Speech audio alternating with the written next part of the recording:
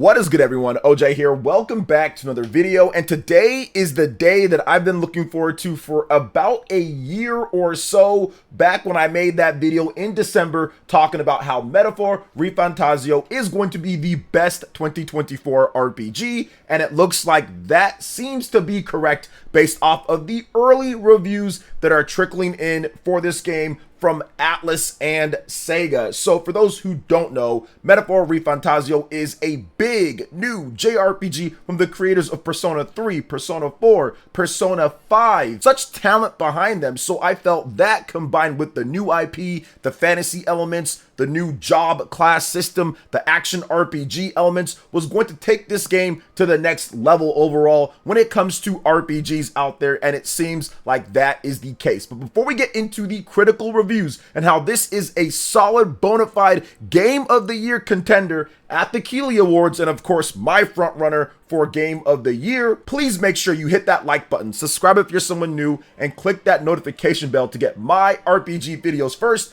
and make sure you comment and check out the link in the description. We've got a Metaphor ReFantazio PlayStation 5 Collector's Edition giveaway that we are giving away this week on October 10th. So make sure you check out the link in the description, head over to the community page, vote on there, and comment below on what your favorite aspect on Metaphor ReFantazio is. So let's go ahead and get right into the reviews here. So far, there are about 28 plus reviews. That's going to continue to increase. So the score could go up a bit or down a bit, but we know it's probably going to be a 100% Metacritic must buy, 90 plus rated game, one of the best rated games of the year, and actually, as of right now, is the best rated new full release of the year. Right up there with Astrobot and above Final Fantasy VII Rebirth. So let's go ahead and check out what the reviewers are saying just to get a gist of how good the game is. Once again, 94 average plus. This comes from Checkpoint Gaming, 10 out of 10. There's a lot of 10 out of 10 so far, guys.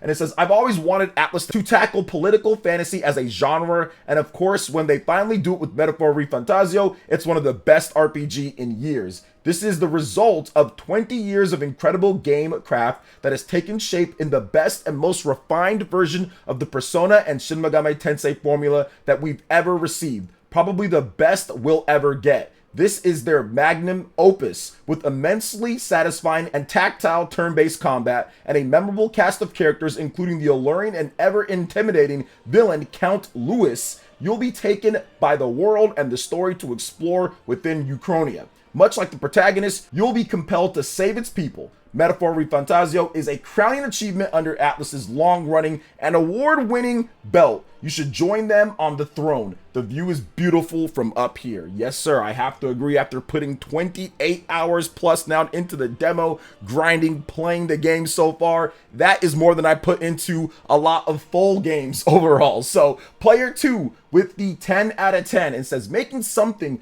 new when fans have sky-high expectations isn't easy. But Atlas has done it again with what I truly hope becomes a franchise. This is an RPG that people should absolutely play if they have a spare 100 hours or so, of course. Noisy Pixel, one of my favorite sites, gave it a 10 out of 10, saying in just about every way, Metaphor ReFantazio checks all of the boxes for a masterful fantasy epic between the addictive gameplay design, endless strategic combat, and gripping narrative propelled by a compelling cast. This is an undeniable must-play that's guaranteed to be Atlas's next big hit. 10 out of 10 from VGC, Andy Robinson and the boys over there. Metaphor ReFantazio could have so easily been Persona with the names filed off, but it's so much more than that. It matches incredibly fun, expansive combat with an excellent cast of characters that make the nearly 100-hour journey a memorable one. All right, so once again, I want to kind of butt in here just a little bit. We talked about this on the Spawncast the other day. If you don't watch the Spawncast, John from Spawnwave, go check it out. I'm on there every now and then.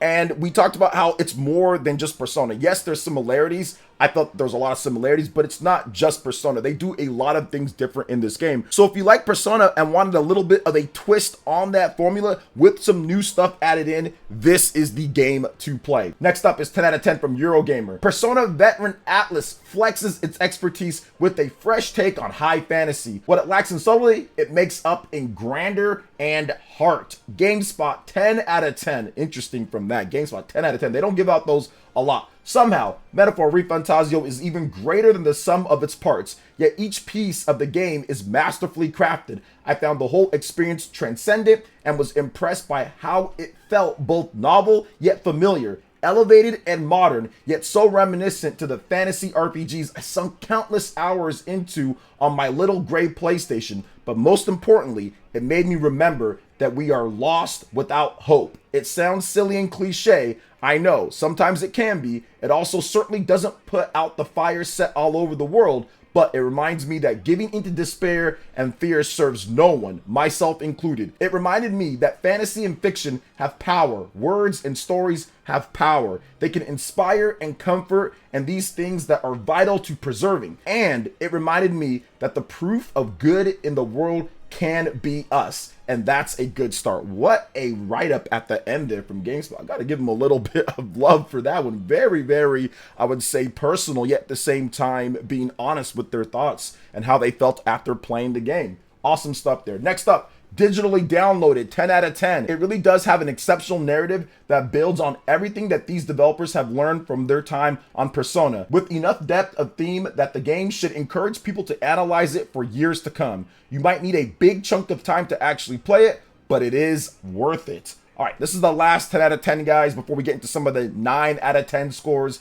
Gaming Trend, 10 out of 10, says overall Metaphor plays like a dream from start to finish. There's less downtime than Persona and fewer frustrating moments than Shin Megami Tensei, with the whole game feeling like a high-stakes road trip with your best friends. The road to the throne is a tough one, but it's one well worth walking. 9.5 out of 10 from Gamer.nl. Metaphor ReFantazio takes bold steps with its entirely new fantasy world, philosophical questions, an expansive combat system full of different options, and extraordinarily intriguing story. 9.5 out of 10 from Power Unlimited. Metaphor ReFantazio may resemble Persona, but it definitely elevates itself to an evolution of those games thanks to a unique setting and a mix of turn-based and real-time gameplay. What's more, character designs, overall art direction, and the fantasy story turned Metaphor ReFantazio into something more than just a game. This is an experience. PSX Brazil, 9.5 out of 10. Metaphor ReFantazio is an excellent JRPG with exceptional storytelling,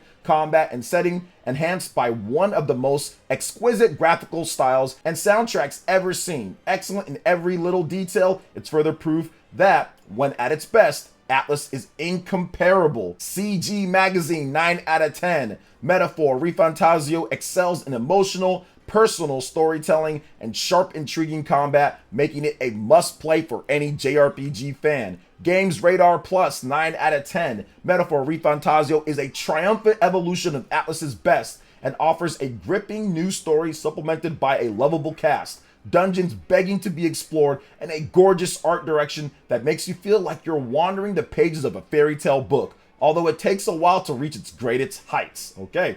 Next up from Push Square, 9 out of 10. Metaphor ReFantazio is one of the most memorable RPGs we've played in years. In pursuing a new property, complete with a fantasy setting, Atlus has allowed its creativity to blossom, resulting in a brilliantly rich experience, both in terms of narrative and audio-visual design. While Metaphor takes obvious gameplay and structural cues from the developer's previous projects, it combines and refines those elements to make an epic, kingdom-hopping adventure that feels unique and deeply fulfilling. Well played, 9 out of 10. If you can only play one turn-based fantasy role-playing game this year, let it be this one. Swords and Sorcery Persona is a marvelously executed pitch. 9 out of 10 from WCCF Tech. Those who harbor an innate distaste for a social systems and time limits of modern Persona titles will find no solace here, but for those who are willing to embrace that very well could be the 6th Persona title in all but name alone, will experience one of the most stylish Japanese role-playing games of 2024. Worth playing, 9 out of 10. Says Metaphor ReFantazio is a fantasy Persona. Familiar mechanics, familiar concepts, and familiar design all come together to make something that doesn't escape from the shadows of its predecessor. Almost all of those things are executed extremely well and add creative twists and new ideas to the formula. Even the simple setting change does keep a lot feeling fresher. And then for the last 9 out of 10, we're going to go to IGN Spain, but also IGN gave it a 9 out of 10 as well. And they said Metaphor ReFantazio iterates on a series like Persona and Shin Megami Tensei, but strives to create something unique and can find its direction in gameplay and narrative. It's a refreshing experience for those familiar with Atlus's RPGs, while also creating something accessible enough for those approaching them for the first time. All right, so now we're going to get into the 80s scores. There's only a few of them right now, so we don't have a lot. There's 3 to be exact. So GamePro Germany gave it an 8.9 out of 10, saying an excellent role-playing game with fantastic stories and a large scope, but with room for improvement technically. So I definitely agree in terms of some of the technical aspects based on what system you're playing. You can see obviously graphics aren't quite as good. There is some frame rate stuff here and there, so understandable completely on that one. Tierra Gamer 8.5 out of 10 and says, Metaphor ReFantazio differs from the unique proposition that Atlus promised to develop for the West over 8 years. Its structure clearly reflects Persona 5, and based on that foundation, the team has refined and built one of the most entertaining games of the year. While Atlus has demonstrated its mastery in many areas, such as its ability to create fascinating worlds and an unmatched aesthetic, it can offer much more in gameplay. Last one here for the 8 scores, Multiplayer.it. The latest effort from Katsuda Hashino and his Studio Zero is a great Japanese RPG with an identity problem. It is Persona set in a fantasy context with very clear references to the tried and tested dynamics of Atlus series and its progenitor Shin Megami Tensei, despite a backwards technical sector, but compensated by an excellent artistic direction. Metaphor ReFantazio is a JRPG suspended in a limbo between innovation and tradition that will immensely please all those who love this particular drift, even if it would have been more exciting to play something completely new. So that is the lowest score so far, is an 8.5 out of 10, which is definitely good. So here's my thoughts after reading through so many of the excerpts of these reviews. My thoughts are Metaphor ReFantazio is exactly what I felt that it would be. It was going to take the Persona formula, the SMT formula that we all know and love,